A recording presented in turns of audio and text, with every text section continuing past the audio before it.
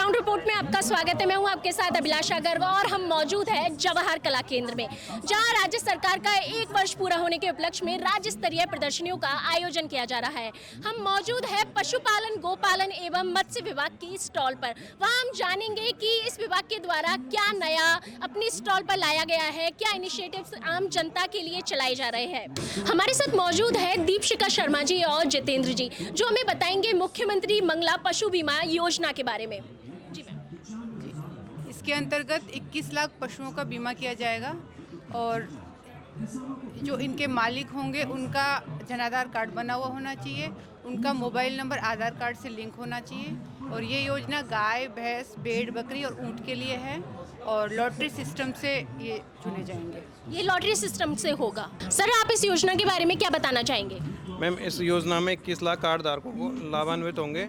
यदि 21 लाख से अधिक कार्ड धारक हो जाते हैं तो उनका लॉटरी सिस्टम से किया जाएगा। 1 लाख ऊँटों का भी बीमा सम्मिलित है। हमारे साथ मौजूद है सरस जयपुर डेयरी के मार्केटिंग ASR विजेंद्र कुमार जी। उनसे जानते हैं सरस के प्रोडक्ट्स के बारे में और सरस के द्वारा क्या क्या भविष्य में नया लाया जाएगा इस बारे में। हमारे सारे प्रोडक्ट आपके पास सामने अवेलेबल है और जिसमें दूध, घी, दही, छाछ, लस्सी, बटर, पनीर और अभी हमारे MD साहब मनीष कुमार पोद्दार साहब ने अभी सरस आइसक्रीम लॉन्च की है।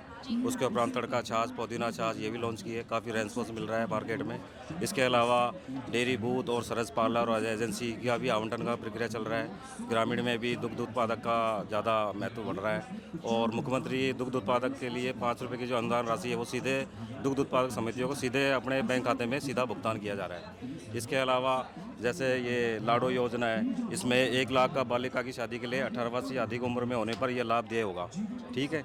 और अपने सामूहिक आरोग्य बीमा योजना है, इसमें 2 लाख तक का वो होगा बीमा। ठीक है मैडम। और इसके अलावा अपने सरस आइसक्रीम ऑन व्हील्स जैसे जो रिक्शा ट्रॉली होती है उनके द्वारा पूरे जयपुर में सप्लाई किया जा रहा है। सर, आज के समय में फेक प्रोडक्ट्स बहुत बनाए जा रहे हैं। हमारे सुनने में आता है कि घी नकली बनाया जा रहा है, दूध नकली बनाया जा रहा है। इस बारे में आप जनता को कैसे बताना चाहेंगे कि वो किस तरीके से नकली और असली की पहचान करें? बिल्कुल, हमारे QR कोड है, ये स्कैन करो आप यहाँ पे मोबाइल से। इस पे ओरिजिनल चीज़ यहाँ मिल जाएगी। जयपुर डेयरी का ये लोगो लगा हुआ है। ठीक है। इससे पूरी जाँच हो जाएगी। और जैसे ये 5 लीटर का है काऊ का, ये 15 लीटर का है। ठीक है। ये अपने वो है टेट्रा पैक का, ये आधे लीटर की पैकिंग में, ये 1 लीटर की, सब पे लोगो लगा हुआ है सरस का। तो उनमें क्या है, आपको पूरी आप स्कैन करोगे तो जयपुर डेयरी का पूरा QR कोड आ जाएगा।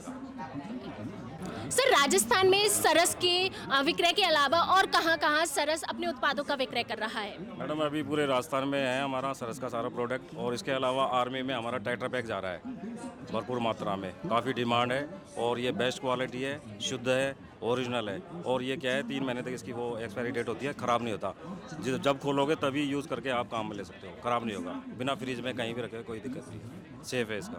अब हम जानेंगे कि सरस के द्वारा कौन कौन से नए प्रोडक्ट लॉन्च किए गए हैं। जी सर। मैडम, अभी हमारे सरस आइसक्रीम लॉन्च हुई है, करीब 2 साल हो गए। काफ़ी रेस्पॉन्स मिला है और आने वाले समय में हमारे कैंडी वगैरह में भी इनका प्रोडक्शन चालू होगा। और मतलब क्या है कि ये मिल्क बेस पे है और कंपनियों का तो ऑयल बेस पे आता है, ये मिल्क बेस पे काफ़ी रेस्पॉन्स अच्छा मिल रहा है हमारा। तो बेसिकली मिल्क बेस्ड प्रोडक्ट्स है। Okay sir. इसके अलावा तड़का छाछ है, पुदीना छाछ है, इनका भी काफ़ी रेस्पॉन्स है। आने वाले सीजन में गर्मियों में काफ़ी अच्छा रेस्पॉन्स मिलेगा। हमारे साथ मौजूद है डॉक्टर गोपाल पहाड़िया। उनसे हम जानेंगे कि राजस्थान सरकार के 1 साल पूरा होने के उपलक्ष्य में लगाई जा रही इन प्रदर्शनियों के बारे में उनकी क्या राय है? जी, ये जैसा कि आप देख रहे हैं कि राजस्थान का ये बहुत ही पहला साल जो है ये बेमिसाल कह सकते हैं।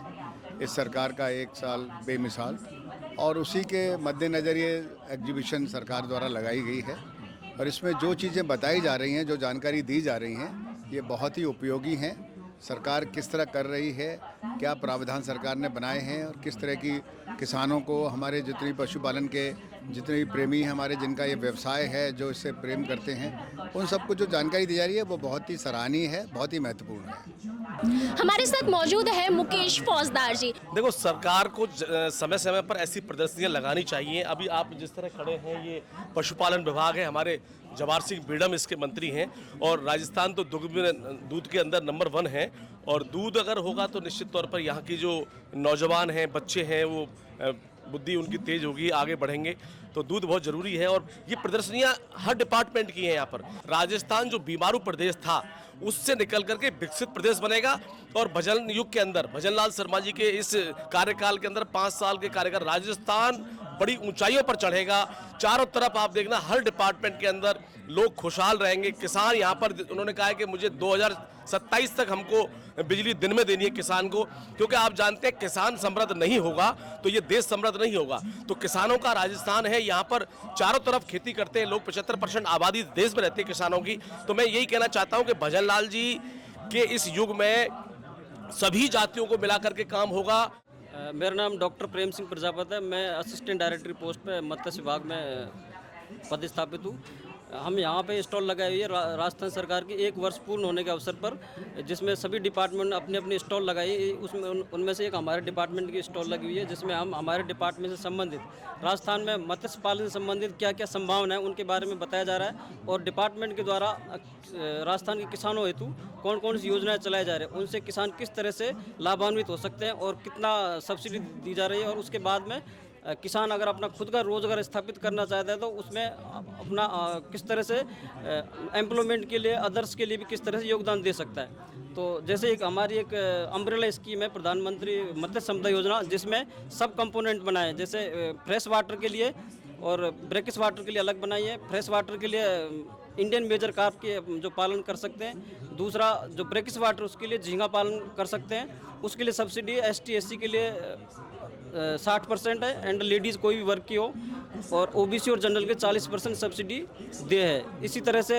झींगा पालन में, जिसकी यूनिट कॉस्ट 14 लाख है, झींगा पालन में सब्सिडी के हिसाब से लेडीज़ के लिए 60% के हिसाब से 8,40,000 प्लस 2 लाख उसमें जो पॉली लाइनिंग करते हैं उसकी मिलती है। तो इस श्रिम्प पालन से, जैसे हमारा एक डिपार्टमेंट खुला है पहली बार चूरू में, असिस्टेंट डायरेक्टर, तो वहाँ पे पूरे रेतीली ज़मीन है, तो फर्स्ट टाइम डिपार्टमेंट ने वहाँ असिस्टेंट डायरेक्टर का कार्यालय खोल के किसानों के लिए जो हिडन पोटेंशियल था फिशरी सेक्टर में उसको बाहर लाया है। उससे उनका सारी गरीबी दूर हो रही है और कम से कम 1 हेक्टर पौंड बनाए जा रहे हैं। तो 1 हेक्टर से किसानों को 10 से 15 लाख के लगभग इनकम हो रही है। तो इस तरह से, इसके अलावा ऑर्नामेंटल में भी दूसरी योजना चल रही है, जैसे ऑर्नामेंटल मीन्स सजावटी जो मछलियाँ होती हैं उसमें भी योजना है। उसमें किसान जो अपना ऑर्नामेंटल सजावटी मछलियों का ब्रीडिंग कर सकता है या फिर एक्वेरियम का अपना शॉप खोल सकता है, उसके लिए अपना खुद का रोजगार स्थापित करके और अपने आप को सक्षम कर सकता है। और इस तरह से हमारा डिपार्टमेंट इस तरह से कार्य योजना के तहत इस तरह से कार्य कर रहा है। आपने देखा कि किस तरीके से राजस्थान सरकार का मत्स्य विभाग मत्स्य पालन के लिए इनिशिएटिव्स ले रहा है।